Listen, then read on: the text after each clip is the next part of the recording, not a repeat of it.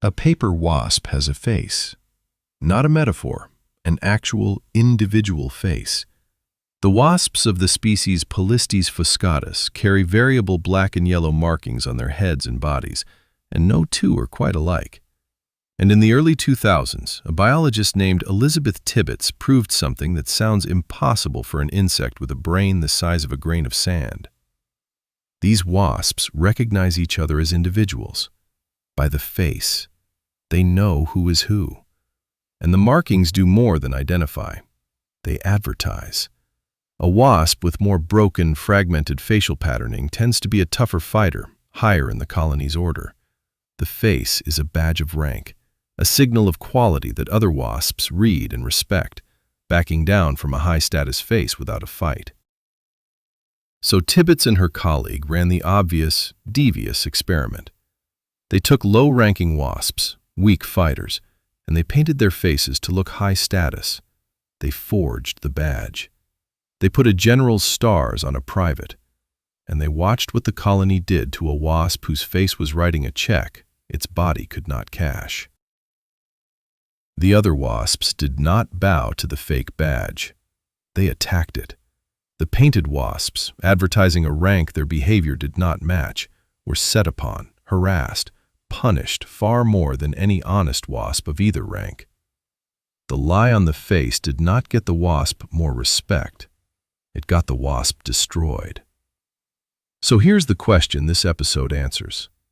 Every human status signal, the title, the credential, the reputation, the confident face you put on in the room, is a badge read by everyone around you.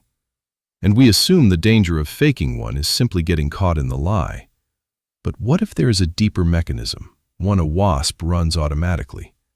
That a group doesn't just catch a fake badge, it turns on it, violently. And that the faked face is not a shortcut to status, but the surest way to be torn apart. If you have ever watched someone claim a level they hadn't earned, the expertise they didn't have, the wealth they were faking, the confidence with nothing behind it, and watch the crowd turn on them with a fury far worse than for any honest failure, you have already seen this. You just were not told a wasp with a painted face ran the same trial first, and that the group's rage at a forged badge is not human pettiness. It is the oldest machine there is for keeping a signal honest. I want you to keep that painted wasp in your eye, the one whose faked badge got it swarmed, because you are going to watch the exact same thing happen to a human being 3 separate times, ending with a woman in a modern boardroom whose whole face was a forgery, and whose colony, when it finally read the true markings under the paint, turned on her with the precise, total fury the wasps showed the imposter. Hold the wasp next to each of them. It is the same trial. Now, the Persian Empire, the year 522 before the Common Era, the largest empire the world had yet seen. The king, Cambyses, is away on campaign, and word comes that his brother, the prince Bardia, the Greeks called him Smerdis, has seized the throne back home. There is only one problem, and it is the seed of the whole story. According to the record, the real Bardia was already secretly dead, killed quietly by Cambyses himself some time before. So who is sitting on the throne of the world? An imposter. A man, by the accounts a magus named Gaumata, who looked enough like the dead prince to wear his face, his name, his badge of royalty, and rule the largest empire on earth by forgery. For months it worked. The painted face held, and then the true marking showed through. The story goes that the impostor had, at some earlier point, had his ears cut off as a punishment, and that a nobleman's daughter among his wives was asked to check, in the dark while he slept, whether the man in the royal bed had ears. He did not. The badge was paint. The body underneath did not match. And the moment the Persian nobility read the true markings under the forgery, They did to him precisely what the colony does to a painted wasp. A group of them broke into the palace and cut the impostor down. The most powerful position on earth, held by a man whose only qualification was a resemblance, undone, in the end, by a missing pair of ears. And watch what the man who killed him did next, because it reveals how deep the fear of a forged badge runs.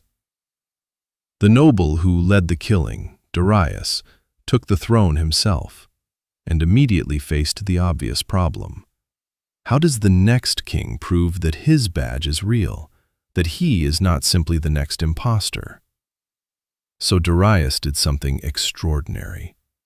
He had the entire story, the true prince secretly dead, the magus who wore his face, the exposure, the killing, carved into a sheer cliff face at a place called Behistun, in 3 languages, hundreds of feet up, meant to be read for 1,000 years. A king so anxious to establish that his own face was honest that he wrote a permanent public monument to the destruction of a man who faked his. The obsession was not with the impostor's crimes. It was with drawing, in stone, the line between a true marking and a painted one. Because a throne, like a wasp's face, is worth nothing if the badge cannot be trusted. Here is the mechanism, and it is the wasp on a throne. A forged signal of status can work, for a while, in the gap, before anyone checks the body under the badge. But a group has an appetite for closing that gap, and when it finally reads the true markings and sees the lie, the response is never mild correction. It is the swarm. The punishment for a faked badge is always worse than the punishment for simply being low-ranked, because the group is not punishing weakness. It is punishing the forgery itself. The false king was undone by his own body. But the same trial can be run when the impostor's body is perfect, when the face truly matches, and a whole village must decide whether the man they have welcomed home is who his own face says he is. If you have ever sensed that a group's rage at a fraud is not really about the damage done, but about the forgery itself, the sheer offense of a badge that lied, then the next story is that offense put on trial in a French village over a face that fit too well. Subscribe. Primal Loops finds this loop somewhere new every week. France, the 16th century, a village in the south. A peasant named Martin Guerre had abandoned his wife, family, and land years before and vanished. And then, one day, he came back. Older, changed by the years, but recognized by his wife, his sisters, his neighbors. He took up his marriage again, worked the land, lived as Martin Guerre for years, and was accepted by the people who had known the real man all their lives. Except he was not Martin Guerre.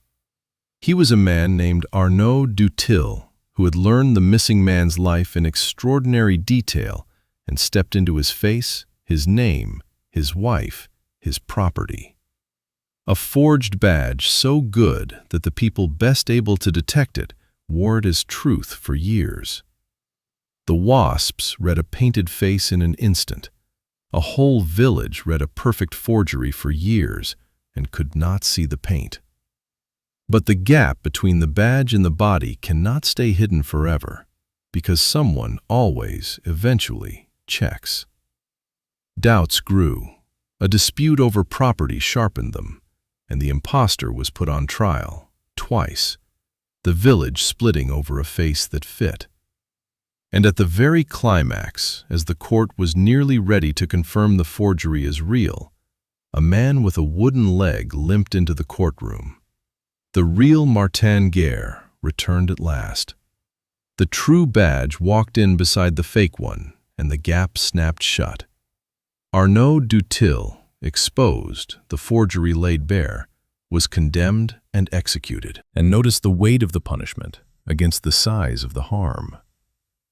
Arnaud du Tilh had, by many accounts, been a better husband and a better manager of the land than the real Martin Guerre ever was.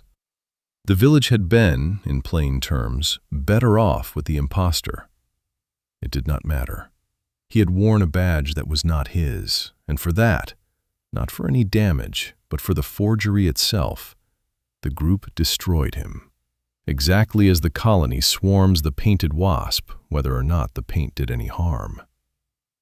The woman in the boardroom is closer now. Her forgery will be bigger than a village, bigger than an empire, a promise about the human body itself. And when her colony reads the true markings under the paint, it will turn on her with everything it has. Because the modern world has built more badges than any age in history. Degrees, valuations, titles, verified accounts, the whole machinery of certified status. And with them, the largest gaps ever available between the face a person shows and the body underneath. And somewhere in Silicon Valley, a young woman was about to open the widest gap of all. So here is the woman and the face she built. Her name is Elizabeth Holmes, and in the early 2010s, she is the most celebrated young founder in the world. Holmes drops out of Stanford to start a company called Theranos on a promise that is genuinely dazzling. A machine that can run hundreds of medical tests from a single drop of blood, from a finger prick, cheaply, anywhere. And she builds the badge to match, perfectly. The black turtleneck, deliberately echoing a famous founder. The unusually deep voice. The board of famous statesmen. The magazine covers naming her the next great genius, a paper valuation of $9 billion. Every marking on the face said, highest status, proven quality, the real thing. And here is what was knowable and quietly screaming underneath. The machine did not work. Inside the company, scientists knew the device could not reliably do what was promised. That most tests were secretly run on other companies' ordinary machines, that real patients were getting real results from a technology that did not exist as advertised. Some of them said so, resigned, warned, tried to tell the truth. The gap between the badge and the body was not subtle. It was an abyss, and people standing at its edge called out. The door marked, "Stop, the face does not match the machine," was open and lit and named. Elizabeth Holmes did not walk through it. As the doubts mounted, she did the imposter's move. She painted the badge brighter. She doubled down on the claims, put the failing devices into pharmacies where sick people would use them, and moved to discredit and silence the employees and journalists trying to read the true markings under the paint. She bet everything on the oldest wager there is, that she could keep the gap open, keep the face brighter than the body, faster than the colony could check. And then the colony checked. A reporter, then regulators, then a courtroom, pulled the paint off the face. And watch what the group did, the exact Wasp response. It did not simply note that a technology had failed. Technologies fail all the time, honestly, and are forgiven. It swarmed. The same press that had crowned her tore her down with a fury it never spends on ordinary failure. The valuation went from $9 billion to nothing, and in 2022 she was convicted of fraud and sent to prison. The punishment was not for building a machine that didn't work. It was for the forged face, for the badge that claimed a quality the body underneath never had. We tell ourselves the world punishes failure, and that the way to get ahead is to project more than you are until you become it. Fake the face, and the status will follow. Look at what actually happens to the caught imposter, and it inverts. The group forgives honest failure and destroys forgery. Faking the badge is not the safe path to status. It is the one move that turns the entire colony against you the instant the paint comes off. And the paint always, eventually, comes off. And notice the speed and the totality of the reversal. Because it is the Wasp response to the second. The same magazines that had put her on their covers now put her on their covers again, as the face of fraud. The same investors who had bragged about backing her scrubbed her from their stories. The board of famous names melted away. A $9 billion valuation became, almost overnight, zero, and then a punchline, and then a prison sentence. There was no soft landing, no quiet fade of the kind an honest failed founder is usually granted. The colony did not simply withdraw from the painted Wasp. It swarmed the spot where the paint had been, converting every ounce of the status it had once granted her into fuel for her destruction. Because the group that had been fooled was not just correcting a mistake, it was punishing the forgery, to make sure the next painted face would think twice. The false king undone by his ears, the imposter undone by a wooden leg walking into court, the founder undone by a single drop of blood that told the truth her voice would not. 3 forged faces, 3 colonies reading the true markings underneath, and the same swarm closing over all of them. Go back to Tibbetts' wasps, to the painted face and the swarm, because there is one more finding, and it is the key to the whole loop. The obvious lesson looks like, don't fake the badge because you'll get caught. But the wasps reveal something deeper and stranger. The reason a wasp's face can be trusted at all, the reason the signal means anything, is precisely because the colony punishes the fakes so brutally. Take away that punishment, and honesty collapses. If painting your face high status carried no cost, every weak wasp would do it, and the badge would instantly become worthless, meaning nothing to anyone. The signal is not honest because wasps are honest. It is honest only because of the swarm, because the gap between claim and reality is policed with violence. The enforcement is not a flaw in the system of reputation. It is the only thing that makes reputation possible. That is the loop. The impostor on the Persian throne, the false husband in the French village, the founder in the black turtleneck. None of them were destroyed because they failed. They were destroyed because a group's rage at a forged badge is not cruelty or envy. It is the immune system of trust itself, the mechanism that keeps every honest badge worth having. A reputation, a credential, a face, is only ever as trustworthy as a group's willingness to swarm the ones who fake it. And the moment you paint your own face brighter than the body underneath, you have not found a shortcut to status. You have painted a target and started a clock. The wasps do not attack the painted face because they hate a liar. They attack it because a lie left unpunished would make every honest face worthless, including their own. A faked badge is never a shortcut to status. It is the single act a group is built to destroy, because the whole value of an honest face depends on the swarm that waits, patiently, for the paint to crack. This is the loop Primal Loops has spent this whole season finding. The ancient animal machine running under the throne, the marriage, the boardroom, certain each time that this face, this time, will hold. This is where we leave the series for now. If it changed how you see one room in your life, subscribe, because the loop is always running somewhere new, and the channel exists to keep catching it in the act. And before you close this, think about the badges around you and the gaps behind them. The profile that is carefully brighter than the life. The confident expert who may be painting over an abyss. The title, the follower count, the verified checkmark, all of them faces the crowd is reading right now. And somewhere behind one of them, a body that does not match, betting the paint holds a little longer. Think, too, about your own face, the version of yourself you advertise, and the gap you are quietly hoping no one checks. So the only question left is the one you can feel on your own painted face. The badge you show the world, the competence, the certainty, the level you claim. How far is it, really, from the body underneath? And how long do you think you have before the colony checks?